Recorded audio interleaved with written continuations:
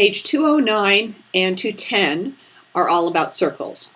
The geometric definition of a circle is a set of points in a plane that's such that each point is the same distance from a given center point.